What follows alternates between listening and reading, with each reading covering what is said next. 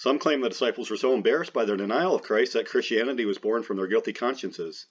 This theory fails, since the disciples could have known for sure if Jesus' body still lay in the tomb or not. They would have had to willingly die for a known lie.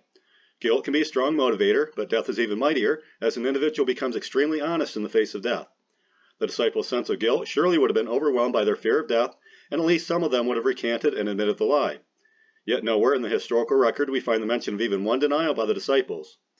Also, if the disciples established Christianity based upon guilt, then Jesus' body would have still been in the tomb.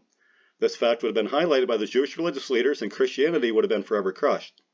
Further, countless Jews would not have become Christians at the cost of their lives if Jesus' body still laid in the tomb. Finally, skeptics such as Paul, Thomas, James, and Jude would not have been converted due to guilt. Paul, for example, is perfectly content to remain a zealous, Christian-slaughtering Jew, according to Philippians 3:4-6. It would have taken much more than a guilty conscience to compel him to suffer and die for Christ. A few critics have declared the disciples established Christianity in their attempt to attain power, fame, and wealth. This theory fails because we know from many biblical and non-biblical accounts the disciples and skeptical church leaders like Paul and James really did suffer great torment and death while spreading the gospel. They certainly did not become powerful, famous, and wealthy by the world's standards. Paul, for one, could have received much more power, fame, and wealth by continuing his rise within the Jewish religious hierarchy or by utilizing his Roman citizenship to become a political powerhouse. If fame and fortune was his desire, then he definitely would have moved in that direction instead of embracing his role as a whipping horse to spread the gospel.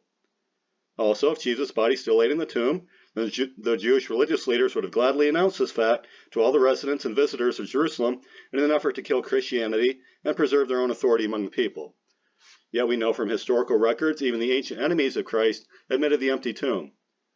Further, if Jesus' body still laid in the tomb, then neither the Jews, strong skeptics, nor disciples would have willingly suffered and died for a known lie. In fact, no one in human history has ever done that.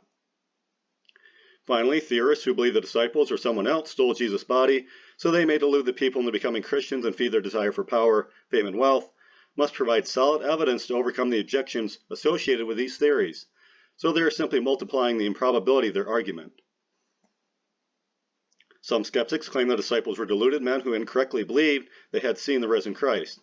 This theory fails since the disciples could have known for sure if they had touched, taught, walked, and eaten with a physically resurrected Christ or not. If they had any doubt whether these experiences were real or not, they could have easily visited Joseph of Arimathea's local tomb to see if Jesus' body still lay inside. If it had, then they could have been certain they were victims of a hopeful vision or hallucination, and the gospel would have never been written or preached. Also, it is highly unlikely all the disciples and more than 500 others were deluded into believing a resurrection lie until beyond their dying day.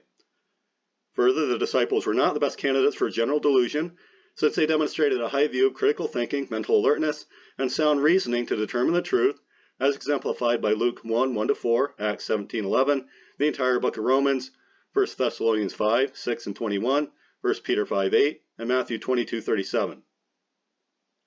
Additionally, the annals of history indicate no one has ever willingly died for what they knew to be a lie. We have no reason to believe Jesus' disciples were the first.